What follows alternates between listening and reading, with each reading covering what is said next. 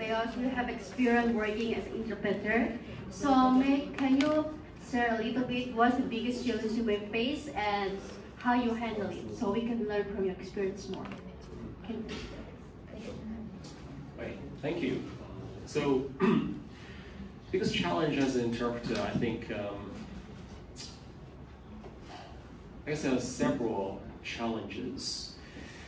One which I definitely find difficult is when the speaker is not very clear, when the speaker speaks too fast, or when the speaker uses terms which I'm not familiar with. So those are all times when it's all about understanding, so comprehension. So when I find it hard to comprehend, then how do I then translate? So for that, then initially I just found it almost impossible. So I'm standing there like, could you repeat? Or, yeah, I didn't quite understand. So, I mean, that's one way, obviously. So when it's consecutive, then you can always ask the person, oh, could you repeat and say it again? Or can you speak more clearly? Or can you speak more slowly? And usually they do. Usually they would repeat themselves slower, maybe use different terms as well. And most of the time that actually resolves the problem. So that's where consecutive interpretation then has a benefit that you can stop the speaker and then ask, sorry, could you repeat? I didn't quite catch it. And I guess there are times when, even though you do that, there's a speaker that doesn't necessarily make it any easier for you. And that's where I found that as I became more and more familiar with the area of study, and so for me then, it's going to be maybe theology, sometimes philosophy, cultural studies, etc. And so the more familiar I am with the kind of area that the speaker is speaking on, the content of what he's saying or she's saying, then it's a lot easier for me to be able to guess what he or she said. So if you yourself can pretty much give the talk yourself, and what I found is that for me, then I'm at a stage where most of the time the speaker is saying something which I'm pretty familiar with, so it's not new information. And so then, even though I can't understand exactly what he or she just said, I have a good idea in terms of what he or she would have said in that kind of situation.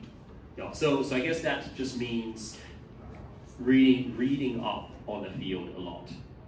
So if, for example, if the speaker is going to be speaking about translation and AI, then a good idea would be for you to spend some time listening to as many YouTube videos as you can on this topic. Because the chances are is that if you listen to about 5 videos on YouTube on this topic, then you have a good idea in terms of what he or she will say. And so even if you don't understand what they've said, you can still give a good interpretation. And especially if no one else understood. Because that's the thing, you see. Because if you did not understand, then there's a good chance that no one else understood either. And so as long as no one else understood, then they don't know if you are wrong. Which, I guess sometimes isn't ideal. Obviously, you want to be as faithful to the interpreter as possible. You want to be accurate. But when it comes to interpretation, it's very hard to be 100% accurate. Written translation is much easier, because you have a lot more time which you can be checking, etc., etc. But when it comes to interpretation, then it's very hard to be 100% accurate. So that's where sometimes you just kind of have to give a good guess in terms of what they said. And if no one else understood, then your guess is as good as anyone else's. And also it's very hard for them to say, no, excuse me, what you said is wrong, because they probably aren't that confident anyway. So as an interpreter, then you do as good a job as you can, but you can't worry about getting 100% every time, because it's almost impossible for you to do so. And when it comes to simultaneous interpretation, it's even harder. So consecutive interpretation, then maybe 90%, 95% is already really, really good in terms of accuracy. For simultaneous interpretation, I think you're looking at more at 70, 80%. So you are gonna make mistakes. And so that's where, when you're listening and speaking at the same time, it's impossible for you to be 100% accurate. Even 90% is almost impossible. So the good thing is that people don't know. So when you are doing simultaneous interpretation, people only hear you. And so they have no idea what the speaker is saying anyway. And so in that sense, then people won't know that you make a mistake. Obviously, if you are interpreting for, say, UN, if you are interpreting for a multinational company that is investing billions, then you can't afford to make too many mistakes. When it's diplomacy between Russia and Ukraine, then mistakes could mean life or death. So in that kind of situation, so that's where they would have interpreters who can get up to like 95% or whatever. But most of the time, then probably 70%, 80%, 90% is already pretty good. So don't put too much pressure on yourself. Certainly not at the beginning anyway. Okay, next. Okay, hi.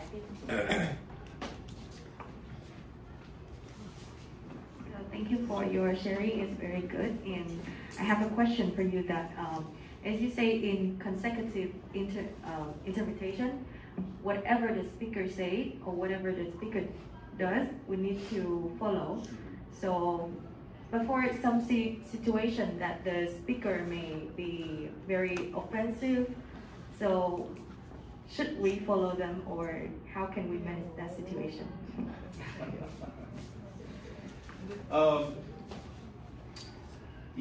So because there are usually different terms that you can use.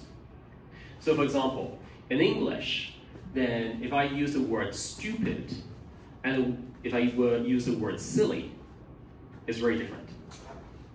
So I say that my wife is silly, or I say that my daughter is silly. They're not offended. But if I say that my wife is stupid, or if I say that my daughter is stupid, they would be offended. They would probably be hurt. So even though it's similar, it's not exactly the same. And so what I tend to do, if I know that what the speaker has just said is offensive, they might say, you are stupid, or let's say, Taiwanese people are stupid.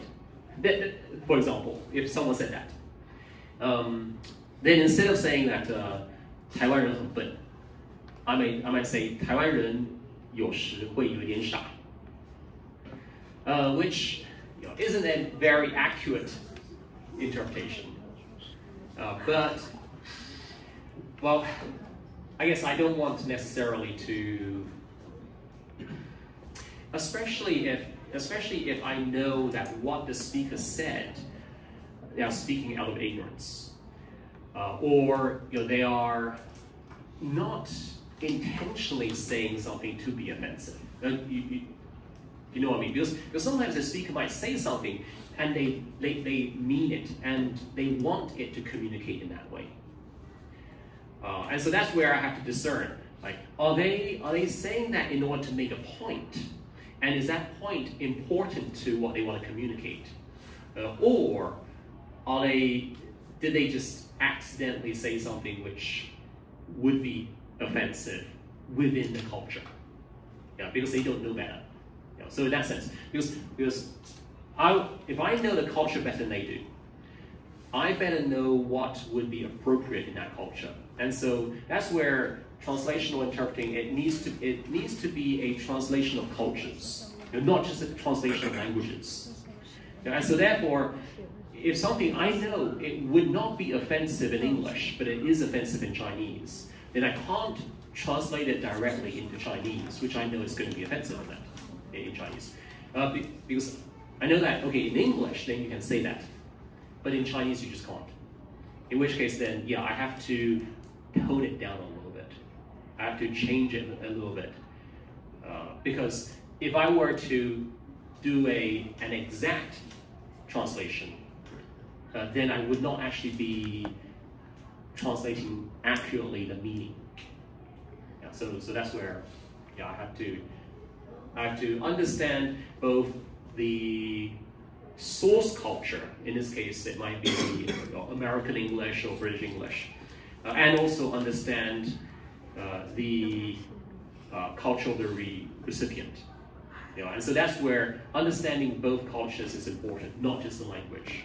And so you need to know that what the speaker said is appropriate in their culture, but not in your culture, or in whatever culture it is that you're interpreting into. So that's where watching movies, TV drama, and especially picking up on maybe certain phrases which are spoken, which you realize that there's no way that, say, a Taiwanese person would say what this person just said. So say in a movie. But then the question is, was the person being offensive? And then you have to look at the way in which others are reacting, right? If everyone laughs, then maybe it means that it's actually appropriate to make a joke, about someone for some characteristic. And so then you realize that, so that is appropriate in, say, American culture. But then if people's response is they get angry, then obviously then you know that that's not appropriate. Yeah. So that's where I'll say, watching enough movies and TV dramas can be very helpful in understanding the culture, not just the language. Okay, next. If no one here, we just take turn from the group, okay?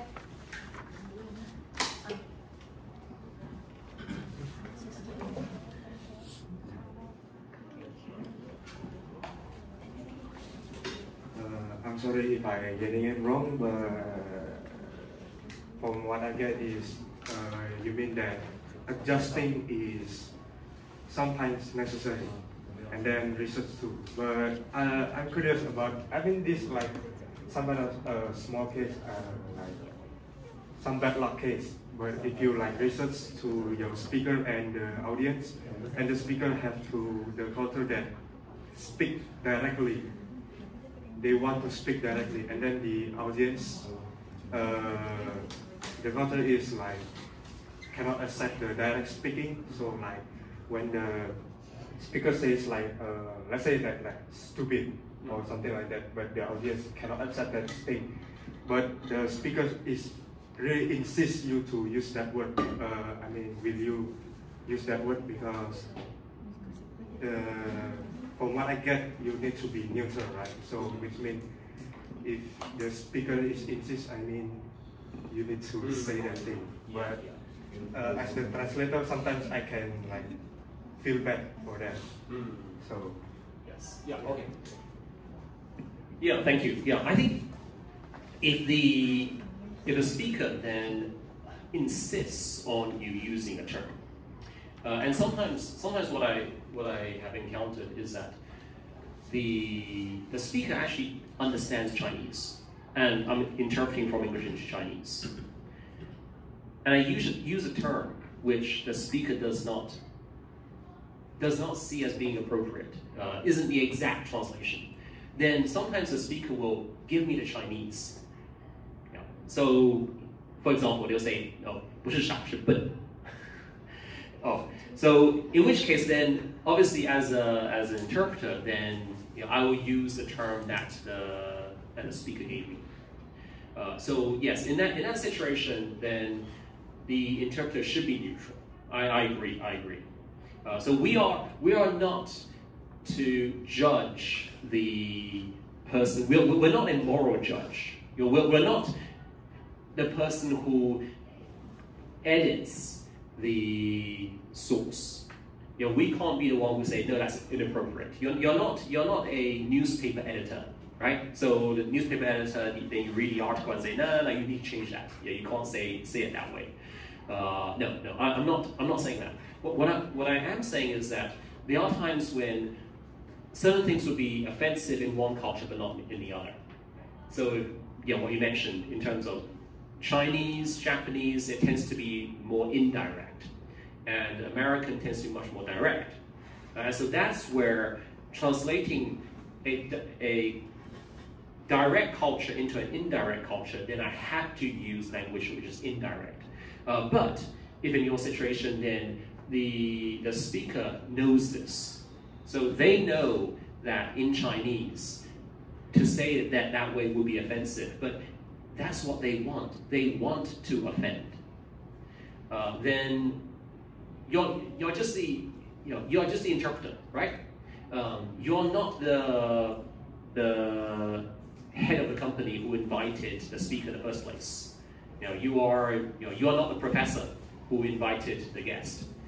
So in which case then, people won't blame you if the speaker says something offensive, if the speaker intended for it to be offensive. If the speaker says something which is just wrong, then at the end of the day, then it's not the responsibility of the interpreter to correct him or her. If they insist on telling lies, like a politician, they insist on saying that right is wrong and wrong is right. There were only 100 people attended the gathering and they say 1,000. You're not responsible for changing 1,000 to 100. Because yes, as I mentioned, you do need to be neutral. So it does take judgment in terms of are they unknowingly offensive? Are they ignorant? Or do they know and they are intentional? So if they know, if they are intentional, then whatever they say, you just give the most accurate interpretation of what they said. But if they aren't familiar with the culture, then that's when you might have to change it slightly. So, okay, thank you. Okay, next. Okay. Thank you for your sharing. So I have a question. So when we translate from a less powerful culture, literature work, like from dominated culture to a dominating culture, then the translator usually often alter or modify or change the original meaning, the authentic voice of the dominated culture work. So what is your comments on this issue? It's like a cultural theft. Well, great question. I guess that's hard. That's hard because it's a debate. It's a debate between the extent to which you want to preserve the original voice and how understandable or how fluent you want it to be in the language that you're translating into. So in which case, the dominating culture. And I guess then it does come down to what is the main purpose of your translation. If it's primarily to just provide understanding, if understandability and fluency is your main concern, then yes, in which case I'll say that just be adopted. The usual protocol is the ideal. But if you are trying to raise you're trying to strengthen the voice of the dominated culture, in which case then what you're doing is that it's actually more of a statement of justice and equality. In which case then, I'll say that you shouldn't. But then the question is whether or not you are in a position to be making that call, I guess. sometimes it's just a matter of you're being paid. Your task is just to provide as good an interpretation or good a translation as you possibly can, and no one is paying you to be making a sort of political statement. In which case, then, I'd say just do what the profession is asking you. Do what you're being paid to do, in that sense. Because your primary responsibility is to do the task. But if you are in a situation in which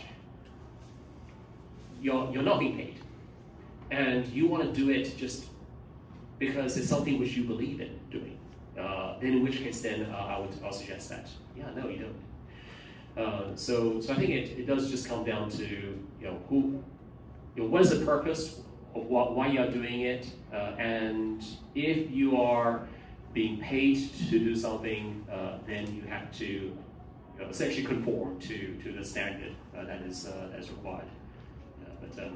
Great question. Okay, next. 1 or 3. Okay, Leo from Hong Kong.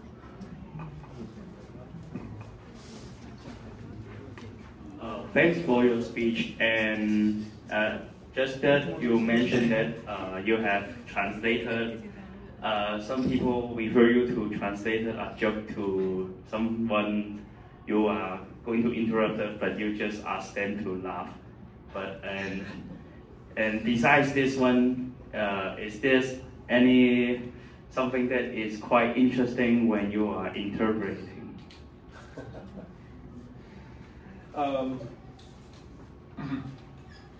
Well,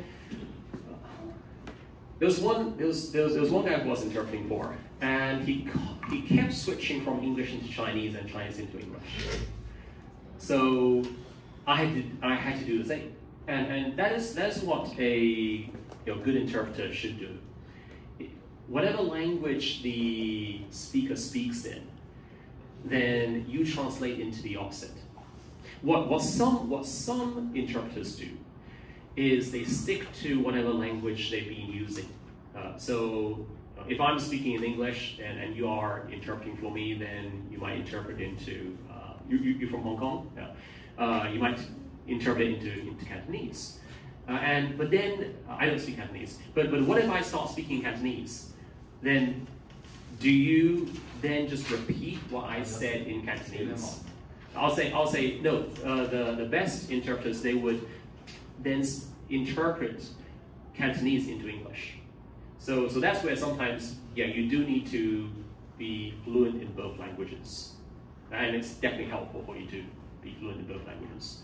I would suggest that whatever language, or rather, because whenever a speaker is speaking one language, then usually there are those who are listening to his or her source language. They are listening to English.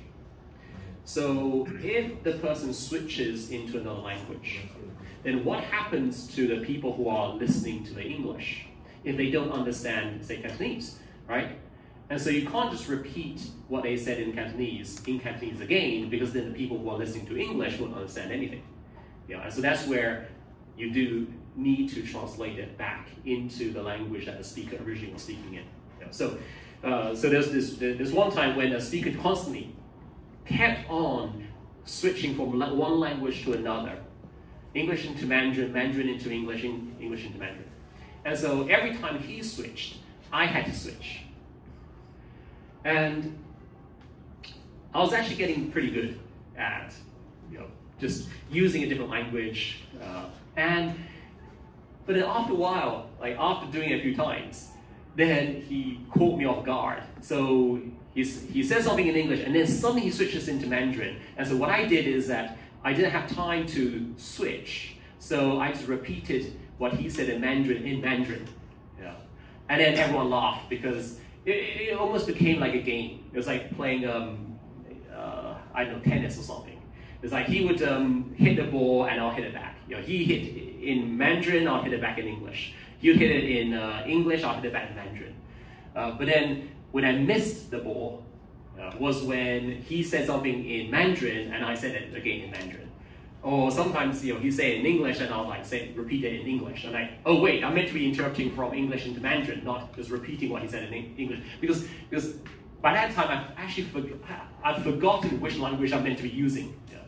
So it actually became more entertaining for the audience. In fact, that was the most entertaining part of the talk. Just watching us switch from one language to another. Yeah, but it was kind of tiring. Okay, next. One or group three. Anyone from three? Oliver or Joe?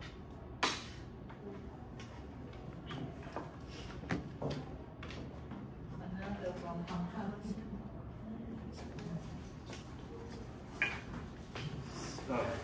So you mentioned that there are lots of good qualities that a person needs to have in order for them to become a good interpreter. So if we want to get in touch with this industry, then what do you think that, which trait do you think that is a fundamental one for us to develop first, and which one do you think is the hardest to hone? Yeah, I think, well, two things. So one is, because you're talking about interpreting, right, not translation. I think for some people, it's naturally easier. And for others, then probably they'll never be able to master the skill or the craft of interpreting, because it comes down to speed, especially when it comes to simultaneous interpretation. If you don't have the speed, then you just will not be able to do it. So it's so fast that if you can't keep up, it's like, I guess, most sports, right? If you're playing table tennis, if you're not fast enough, you'll never be able to hit the ball.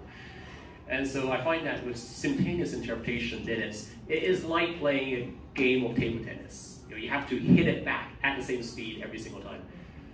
And some people can do it naturally, and some people just can't. And for some people, even after a lot of practice, they will never be able to get it. So that's where, I'd say, if you don't have the speed, you can improve, but I'll say that you can only improve up to a certain point. There's still a natural talent. That is one area. An area in which it is possible for you to definitely improve, whoever you are, is the cultural nuance. And for that, then, it just means that you really need to be able to understand both cultures. For me, then, I grew up in Taiwan and then went over to England. I understood Taiwanese culture up until 7th grade. But then after that, most of my education was in England. And so I became much more familiar with English culture than with Taiwanese culture. Then after I graduated, I went over to work in China, and the culture again is different. So what I found is that initially it was okay for me to be able to interpret just purely the language. But how did I find an equivalent, so what's called a dynamic equivalent of an expression in English in Chinese? And that's something which I found it hard because I didn't understand Chinese culture enough to be able to provide that kind of dynamic equivalent. But it's only as I continue to study more, etc., that what I realized is that oftentimes idioms in English do have the similar saying in Chinese, in terms of and so if you become familiar with the saying in English and the Chinese cultural equivalent, then you can translate much faster and in a way which is beautiful as well. Because that's the thing, translation, interpretation, it can't just be accurate, it also needs to be beautiful also. So that's where I found that the more I understood the culture, the more I understood, the more I read literature, the better I am at the linguistic side, the literary side of the language, then the better job I could. Which is something which initially, when I was only good at one language and not at the other, then I wasn't able to do. But I think as you became more and more familiar with, and that's where I'll say that if you want to do into English translation, then the more familiar you are with English literature, with both ancient and also modern, and the more familiar with popular culture as well, then the better you are able to translate. Okay, thank you. Thank you. How about the other group 5? Anyone from group 5?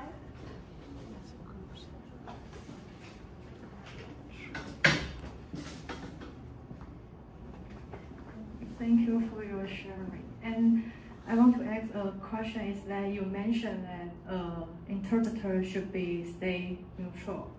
And have you ever been in a sensitive topics and the speakers give the speech aggressively? And did you modify what the speakers say and make them more softer to your translation? Yes, yeah. So when I say that an interpreter needs to be neutral, I'm not saying that I was always neutral. So there were definitely times when I was not, and it wasn't simply because they didn't understand the culture. No, I think it's more similar to what you were saying, that they wanted it to be direct. They wanted it to be harsh. And yes, I guess, because naturally speaking, I tend to be rather timid. I tend to be shy. I'm not very confrontational. I don't like getting into conflict. And so, unless I'm really, really angry, I'm not going to shout at someone. I'm not going to, use some harsh words. So, if a speaker speaks in a way which is harsh, then my natural reaction is to soften it. And so early on, that's what I would tend to do, regardless. But it was only when I started being, I think there were a few times when I was corrected by the speaker, because the speaker. So maybe I think most times then I was interpreting from English and Chinese, and there were a few times in which the speaker, he corrected me, and I felt embarrassed, right? Because obviously, it shows that my language is not as good as his. Otherwise, why would he correct me? And I think it was because I felt so embarrassed that in order to avoid the embarrassment, I gave a better or more accurate interpretation. And so afterwards, then I learned to try to be as accurate and neutral as I could, because of fear of being corrected, which would then cause the embarrassment. So even though originally I was afraid of the audience, I'm afraid of what the audience might think if I say something which might be harsh or offensive. But then after a couple of times when the speaker corrected me, then I was more afraid that what if the speaker understands what I'm saying and knows that I didn't give a very accurate interpretation, and then if he or she corrects me, then I'll be even more embarrassed in front of the audience, because then they would know that I'm a bad interpreter. And so that's how I learned to be more,